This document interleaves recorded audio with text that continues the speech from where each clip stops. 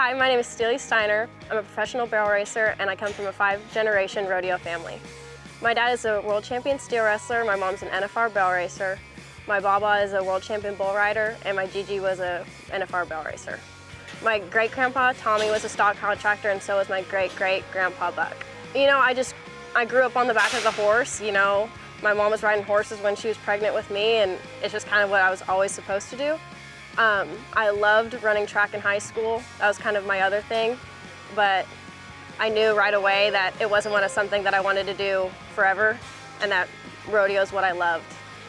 Yeah, I mean, it's awesome. I mean, she started a little bit earlier than I did, and this is what she's been wanting to do since she was a tiny little girl, and it's always a fun time getting to see her at some rodeos that I'm at, and we've always dreamed about being at the big show together and getting her a go-around win like our parents did, and I'm excited to maybe get to live that dream one day.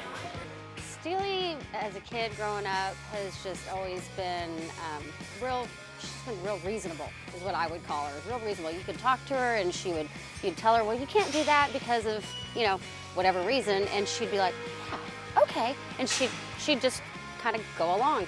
And then she started growing and getting a lot more competitive about things, and she's very smart, and learns a lot of things by learning, I mean, like researching and doing things, and she just got better and better at everything. And she ran track in junior high and high school and was very competitive and really good at that, and a lot of it was her will to just get better and try and just really push herself, and it just is always translated to the horses and the rodeo, and she's just a lot more aware of things than I think I ever was growing up. Like as far as the rodeo part of it, she reads the listings, like the rodeo listings. She knows what's going on. She's just a student of the game, is what I would say. You know, a lot of times I try to get too in the numbers and looking at what I'm winning and what other people are winning, but I've learned that that's not how you need to do it. You just need to go out there and you just need to make your run and make it one run at a time, because that's all you can do. You can't be thinking about the end game when you're right here. You got to make it work right here. You know, Steely's a great kid. She's been easy the whole time. I always think of Steely as a sleeper. You know, she's pretty, her demeanor is nothing like her brother's. She's pretty subdued and pretty calculated, takes everything in, but she's really pretty ferocious. You know, even running track, she was a great track athlete. I think by watching her demeanor, you wouldn't have thought it, but when the race started, the race is on. You know, I think a lot of what I learned in track and what I've learned in barrel racing, it's quite the same. Like every day you have to get up and go to work. You have to want it, and if you don't, it shows. It's incredible. I mean, you know, everybody wants to say, you know, about your kids, what you're the most proud of. I mean, both my kids are talented, and Steely's super talented, but I'm really more proud of how much work she puts in, and the way she cares for her horses and all her stuff. She works really, really hard. Because she's always in the arena or at the house or finding some supplement to give her horse, and I mean, she's all the time working, and she's the only person more competitive than I am, and she's straight out of my dad. She's just like my dad, and they work so hard, and I'm very proud of my sister. Yeah, I mean, it's everything that I've done is what shows in the arena, and yeah, my family's helped me along the way, but I had to put in the work, and I think I have. They've done everything they can to set us up, but we had to want it too, and we do. We want it so bad. Yeah, rodeoing with my mom, it's not a lot of people get to do that and share that with their mom, and we're really close, and maybe too close, but you know, getting to run and compete at the rodeos with her, and she might not have thought it was the best thing for her, because sitting there waiting for me to run or her running and then me running, it was not the best for her, and she'll tell you that it was hard and mentally for her, but it's so fun, and watching her win and her watching me win, it's really special. And sometimes we'd both do good, and it was like, that's our new favorite rodeo, because we both just had a good run, and it was fun.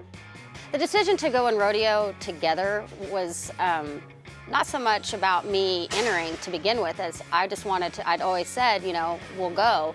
And it was the year of COVID, so I was really thankful when some of the rodeos opened, so we got to go and do what we had said. And then it only made sense if we were gonna haul the horses that they needed experience, so I would enter, which I hadn't really entered in a long time. And the running joke was always, well, 20 years ago when I was here, you know, at the rodeos. And so it was kind of funny, but it was really great to get to do that with her. And, you know, the in-between part is a lot of learning about each other, probably even more so. I mean, we always obviously live together, but it is just pretty fun. Just, you know, listening to music and talking and not talking and announcing I want to get out of the truck when we're in the middle of Montana somewhere and, you know, those things. And then you get over it and you realize that, you know, the bond is stronger than anything, and it's just a really great experience. So I'm really thankful that we got to do that. And I know she's going to go on and do her own thing, and I'm really looking forward to her doing that because it's going to be a great thing for her. So even though I'll miss it. Yeah, my mom is 100% my biggest supporter. She has gone to pretty much every single rodeo with me, and she's always at the end of the alley to tell me I did a good job, even if it wasn't perfect or a winning run.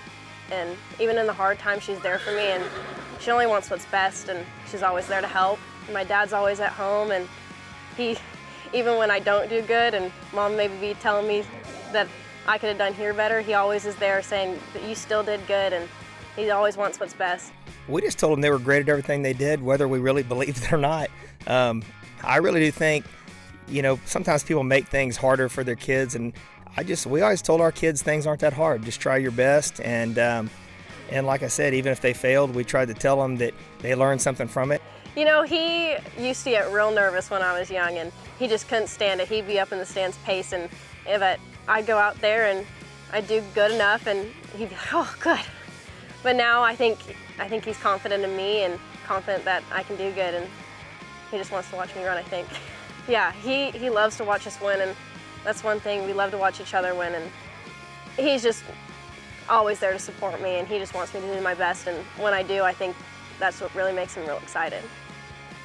You know, it's just one of the coolest feelings is being a Steiner, and not from what we've won or what we've done in the arena, but what we do outside of the arena and how hard we work.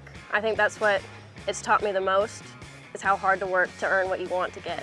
You know, my family's, they've watched me since I was little, like junior high rodeo, and back when I was still kind of like a nervous little kid, and they thought, oh, I think we're just bad luck. I think we kind of psych her out, and they didn't want to come and watch that much. Not just because they didn't want to, but because they didn't want to mess me up. And I wanted to be like, no, like, it has nothing to do with y'all.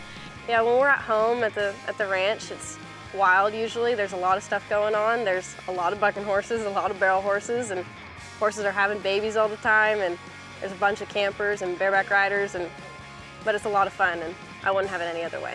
I mean, it's a big family, and even though they're not in our actual family, they're our rodeo family, and I love seeing them at the rodeos. I love going to watch the bareback riding because they've helped rock her out, and it's fun to watch them do good too. You know, the pressure, it doesn't really get to me about my family. It's more of just a confidence that I belong, and this is what I was made to do, and they're here for me, and whatever happens, they're still gonna love me, and they just want me to rodeo, and that's what I want to do too. I'm very proud of Steely, and everything she's ever done, she's always just made all of us proud. Like, she's just always held herself to a high standard and achieved it all the time. So she's just a good kid and a young lady. You know, she's really grown up to be such a great person, and we're just all really, really proud of her.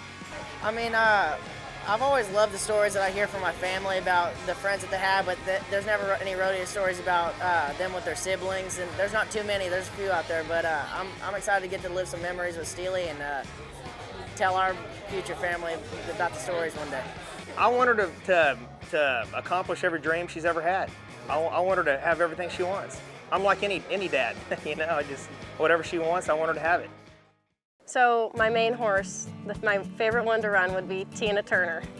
And she's a little black mare, and she loves her job, and she'll tell you she's the best one. And whether she's the fastest one that day or not, she'll tell you that she won. You know, she likes to run real hard, but she'll also turn it. She just kind of listens to you, and I wouldn't say she's one or the other, push style or free runner, but she just kind of goes out there and does her job, and you just got to be there with her. She actually slab fractured her hock this summer, so it sounds really scary, and it is. It's really serious, but It went as perfectly as it could go, and she's gonna come back 100%. Yeah, and then I have her half-sister, which is Hillbilly Bombshell, and she's a little bit more immature and not as confident, but she's a little bit more of that push style, but she's really cool, and she loves big outdoor pens. That's her favorite, and I really enjoy running her. She's gonna be cool. You know, I just like to take it slow, and I don't want to make her feel like the barrel pattern is something scary. So I make sure that nothing really scary happens, and I don't push her too hard, and I just like to put her in situations where it's not gonna scare her and just ease her into the rodeo world and make sure it's nothing too scary. That's a good look at Jamie Richards. You know, Jamie's won $22,000 here at the NFR. She did it early on a backup horse, and then she got back on her good horse. This little horse can be so fast. But yeah, her name was Sissy, and she was just this tiny little brown horse, not much to look at. Sissy was my NFR mare, and you know, she was just really special in general for me because she obviously was a very talented horse, and I grew up in a racetrack family, and they didn't want me to be a jockey, so they leaned me towards the barrel racing, and she came along, and you know, I trained her, and we just grew up together basically, and she took me places that I literally never dreamed of. And now here we are. She was born in 1990, so you know, a really long time later. We're here with her colt, you know, he's actually her orphan, and she's still influencing our lives and making great things happen for us. So it's been really good.